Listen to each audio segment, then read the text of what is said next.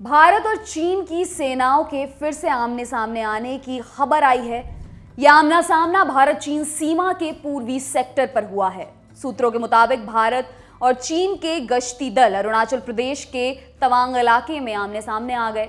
धक्का मुक्की हुई। कुछ देर बाद स्थितियां शांत हो गईं। जानते हैं कब और कहां की यह घटना है। यह घटना पिछले हफ्ते हुई है। मामला तवांग सेक्टर का है। अंग्रेजी अखबार इंडियन एक्सप्रेस ने रक्षा सूत्रों के हवाले से लिखा है कि चीनी सैनिक पर्याप्त मात्रा में आए और उनका भारतीय गश्ती दल से सामना हो गया। हालांकि एक अफसर का कहना है कि ऐसा अक्सर होता रहता है। इसके बाद जवानों के बीच कुछ धक्का मुक्की हुई, लेकिन बाद में इसे लोकल कमांडरों द्वारा सुलझा लिया गया। आपको बता दें कि अरुणाचल प्रदेश का तवांग भारत और चीन के बीच पारंपरिक रूप से विवाद का विषय रहा है। 1962 के भारत चीन युद्ध में पहले के ही कुछ दिनों में ही चीन ने तवांग पर कब्जा कर लिया था। चीन का तवांग पर दावा है। दावा यह कि अरुणाचल प्रदेश असल में दक्षिणी तिब्बत है। कहा जाता रहा है कि सीमा को लेकर भारत और चीन दोनों की अपनी समझ है। अधिकारी कहते हैं कि चूंकि भारत चीन सीमा आधिकारिक तौर पर तय नहीं है, ऐसे में लाइन ऑफ एक्चुअल कंट्रोल को ही दोनों देश की सेनाएं सरहद मानती हैं।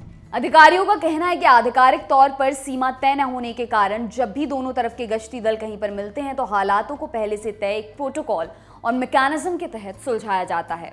अब यह भी संभव है कि मामला शांत हो, उससे पहले धक्का मुक्की हो जाए और कुछ घंटों तक चलती रहे। ताज़ा घटना की बात करें तो अधिकारियों ने बताया कि भारतीय सेना को किसी भी तरह का कोई नुकसान यहां नहीं हुआ है।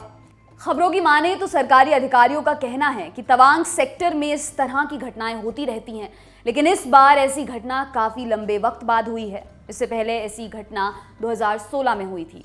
हालांकि ये घटना कॉर्प्स कमांडर लेवल की 13वें राउंड की बातचीत से पहले हुई है।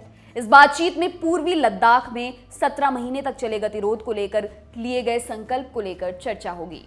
अधिकारियों का कहना है कि बातचीत अगले कुछ दिनों में होगी। उत्तराखंड के बाराहोती में चीन के करीब 100 सैनिक सीमा रेखा पार कर भारतीय क्षेत्र में घुस आए थे। भारतीय सीमा में करीब 5 किलोमीटर अंदर तक आने के बाद चीनी सैनिक वापस लौट गए थे। रिपोर्ट्स के मुताबिक चीनी सैनिकों ने भारतीय सीमा क्षेत्र से वापस लौटने के पहले इलाके में एक पुल को भी नुकसान पहुंचाया था।